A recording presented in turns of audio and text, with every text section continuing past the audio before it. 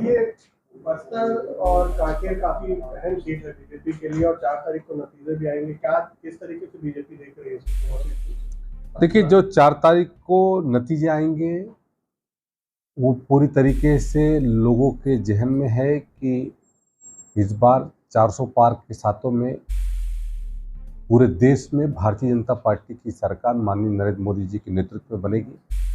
छत्तीसगढ़ के 11 सीटों पर भारतीय जनता पार्टी काबिज होगी, जिसपे हमारा बस्तर और कांकेर भी सम्मिलित है। और कांग्रेस के लोग बहाना ढूंढने का काम फिर से करेंगे, नए जुमले तैयार करेंगे। ईवीएम हैक हो गया या फिर पूरे सिस्टम को गाली देने का काम करेंगे, ये तो तयशुदा है। और जहां तक कांग्रेस के लिए बात है तो राहुल गांधी के लिए कोई पहली हार नहीं है। उनको तो हार की लंबी चौड़ी आदत है और ये आदत बरकरार रहेगी उनके जीवन पर्यंत। और जैसा कि सबको मालूम है कि जैसे रिजल्ट घोषित होंगे उसके पश्चात राहुल गांधी जी विदेश दौरा जाएंगे आत्मसंतुष्टि के लिए और देश में भारतीय जनता पार्टी की सरकार बनेगी और जो कि तय है।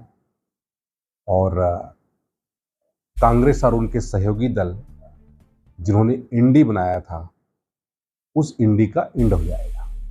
ये कह रहे हैं कि आदिवासी मुख्यमंत्री के राज में आदिवासियों को ही मारा जा रहा है और जब कांग्रेस पार्टी किसी भी मुद्दे को लेकर जांच समिति बनाती है तो उससे भाजपा डर रही है। देखिए, विष्णुदेव साय जी आदिवासी हैं, लेकिन केवल आदिवासियों के मुख्यमंत्री नहीं हैं, पूरे प्रदेश के मुख्यमंत्री हैं, सभी वर्ग सभी समुदाय के मुख्यमंत्री हैं। और जो हमारे यहाँ पर पुलिस के जवानों का हौसला बढ़ा हुआ है, निश्चित तौर से कांग्रेस की सरकार में हत्या, लूटपाट, चोरी चकारी, आत्महत्या या फिर बलात्कार, जिस तरीके से एनसीबी की रिपोर्ट के आधार पर देश में प्रथम स्थान पर जा रहा था, अब ये सारी वारदातें कम हो रही हैं। और जहां तक पीसीसी के अध्यक्ष को पहले ये बात को आप लोगों को पूछना चाहिए और उनको भी बताना चाहिए कि पखांजोर में जो घटना घटित हुई उस घटना में कौन लोग थे जिन्होंने कहते हैं वहां के हमारे मंडल अध्यक्ष को मारने का काम किया, असीम राय को मारने का काम किया। यहां तक कि नारायणपुर में जो घटना घटित हुई जिसमें विक्रम बैस को मारा गया, तो उसमें भी जो व्यक्ति है वो कांग्रेस का पदाधिकारी रह चुका है।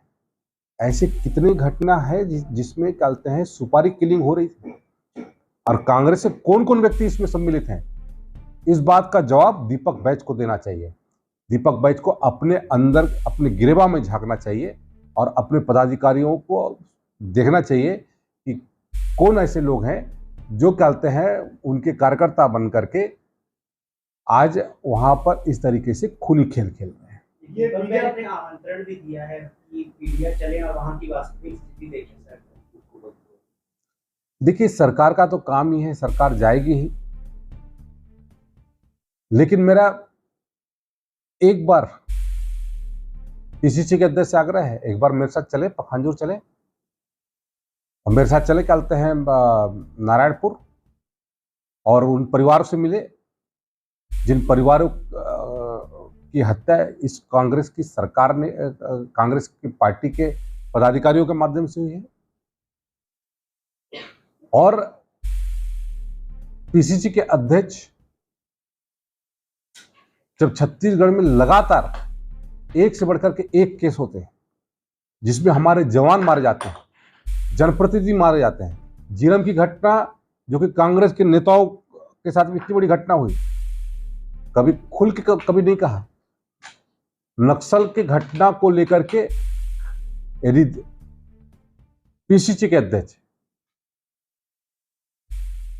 एक शब्द बोल के बताएं या फिर मेरे साथ चलने को तैयार हूं, जिन परिवारों के साथ में इस तरीके से घटना घटित हुई है उनके संदर्भ में ये कुछ नहीं बोलते, उनके लिए कोई आवाज नहीं उठाते, बल्कि ये तो पूरी तरीके से सेना को बदनाम करने की कोशिश करते हैं।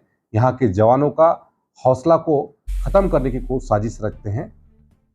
ये इनकी मानसिकता